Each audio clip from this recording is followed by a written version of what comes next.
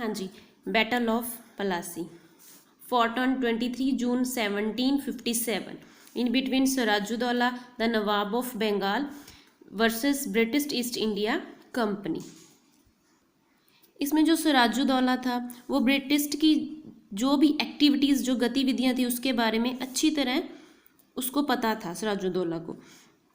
उसने जो Fort William के जो किलाबंदी थी उसको रोकने के लिए आदेश दे दिया था जो सिराजुद्दौला था, जिससे क्या था कि जब which the pave the way for the battle of Plassey, की पलासी की लड़ाई का जो रास्ता था बिल्कुल क्लियर हो गया था। सिराजुद्दौला ने जो काशिम बाजार था उसको अपने अंडर कर लिया, अपने कंट्रोल में कर लिया, और 20 जून 1756 में जो फोर्ट विलियम जो किला था उसको भी अपने कब्जे में कर लिया, अपने अंडर कंट्रोल कर लिया।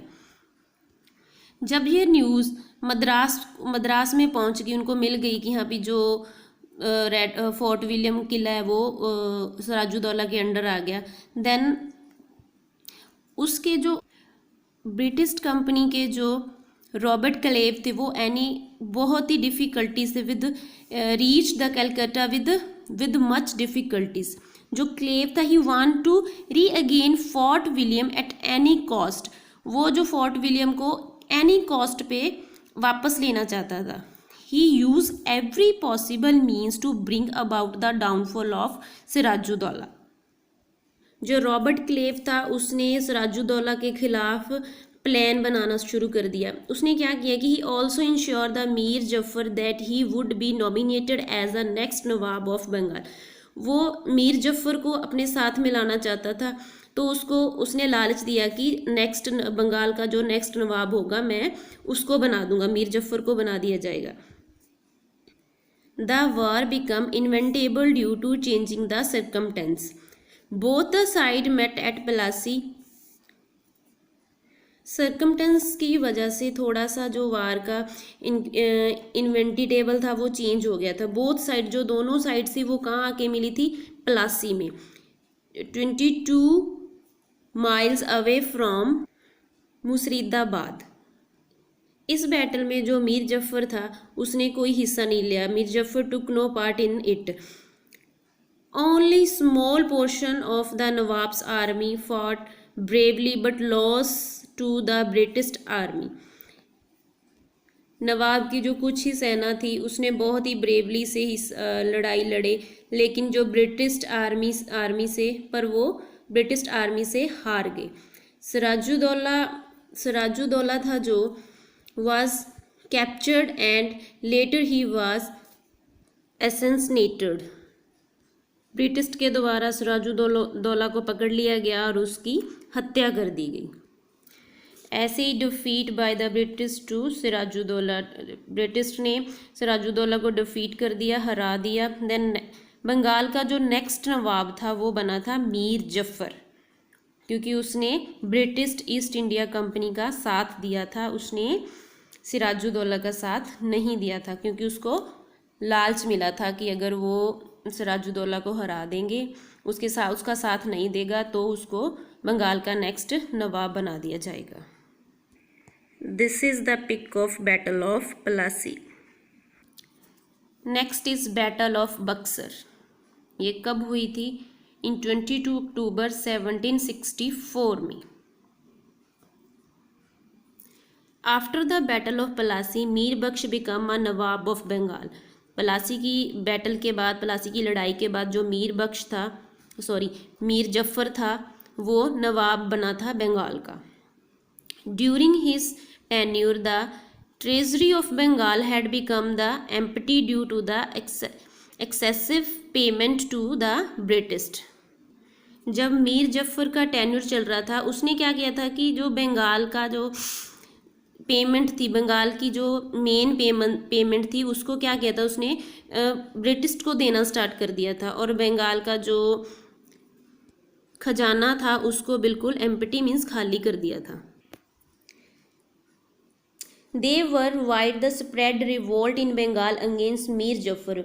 Mir Qasim knew to the invention of the British, therefore planned to free himself from their influence. Mir Jafar के अगेंस्ट बंगाल में जो व्यापक रूप से विद्रोह शुरू हुआ था, देन मीर कासिम था, उसने ब्रिटिश का जो इरादा था उसके बारे में वो जानता था। उसने खुद को उसके प्रभाव से मुक्त करने की एक योजना, एक प्लान बनाया।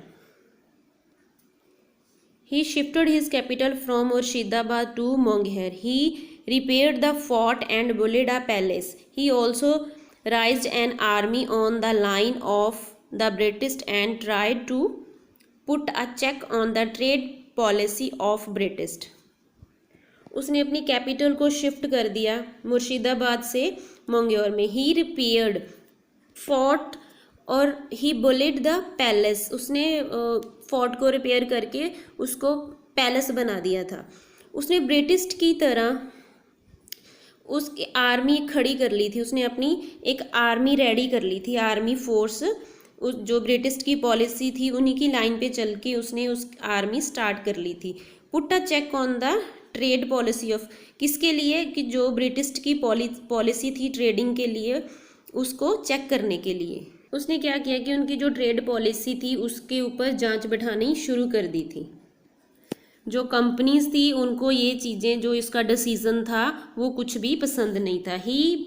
द वार बिकम इनिविटेबल, कि जो ब्रिटिश थे उन्होंने नवाब को हराने का फैसला किया। Nawab Shuja-ud-Daulah and Mughal empire Shah Alam second के साथ उन्होंने अपना गठबंधन किया। उनकी सेना संयुक्त हो गई, नवाब शाहुज-उद-दौला और शाह आलम सेकंड की। उन्होंने अपनी आर्मी कंबाइन की और ब्रिटिश को मिले कहाँ पे, बक्सर, ऑन 22 अक्टूबर 1764 में।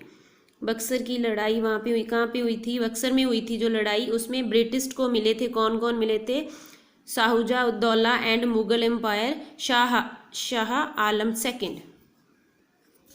जो British army under Munro gave a crushing defeat to them. The war came to an end with the Treaty of Allahabad in 1765 that was signed among the Mughal Empire, Shah Alam II and Robert Clive of the East India Company.